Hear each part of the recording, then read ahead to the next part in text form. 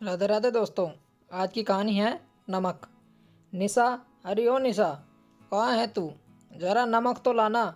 जैसे ही सासू माँ की आवाज़ निशा के कानों तक पहुँची, जल्दी से निशा नमक की डिबिया उठाते तेज कदम चलाती सासू माँ के कमरे में पहुँच गई।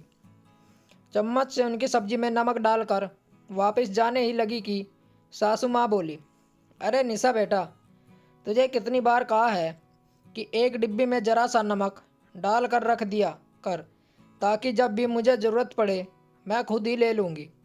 बार बार तुझे आवाज़ लगाकर बुलाना मुझे भी अच्छा नहीं लगता, लेकिन तू है कि मेरी बात सुनती ही नहीं। तपाक से सासू माँ बोली। लेकिन निशा बिना कोई जवाब दिए हल्की सी मुस्कान दिए चली गई। पिछले 5 सालों से उनकी इस आदत से अब बेखबर नहीं थी निशा। पहले बुरा लगता था उसे कि उसकी बनाई हुई हर सब्जी में सासू माँ की सुई नमक पर आकर अटक जाती है। कई बार नाराज़गी भी दिखाई निशा ने, परंतु ज़्यादा बोलना उचित नहीं समझा। आखिरकार घर की बहू जो ठहरी, यही बात अगर बेटी बोल दे तो कोई दिक्कत नहीं होती, परंतु बहू की कोई भी बात बार बार कहने पर कलेश का कारण अवश्य बन जाती थी। यही सोच निशा ने चुप रहना ही ठीक समझ लिया था। अब बेचारी निशा करे तो क्या करे। शादी करवा कर इस घर में आने के बाद ही ससुर जी और पतिदेव द्वारा सख्त हिदायतें दे दी गई थी कि तुम्हारी सासू माँ को ब्लड प्रेशर बढ़ने की शिकायत रहती है, इसलिए उनको कम से कम नमक देना है। तब से बेचारी फंस ही गई। इधर कुआ उधर खाई वाले हालात जो पैदा हो गए थे। कम नमक डालती तो सासू माँ का एक ही डायलॉग सदा कानों में सुनाई पड़ता कि निशा, सब्जी वैसे तो बहुत स्वाद है, पर नमक कम होने के वजह से रोटी खाने का मज़ा ही नहीं आया।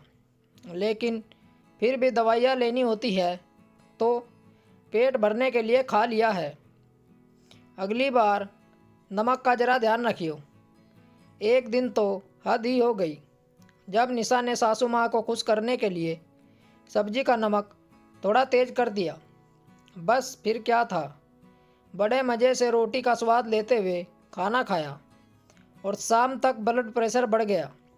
सासू माँ का अब सारा दोष जा पहुँचा निशा के ऊपर, क्योंकि सासू माँ अपना दोस्त तो बताने से रही, नाक तो कट जानी थी।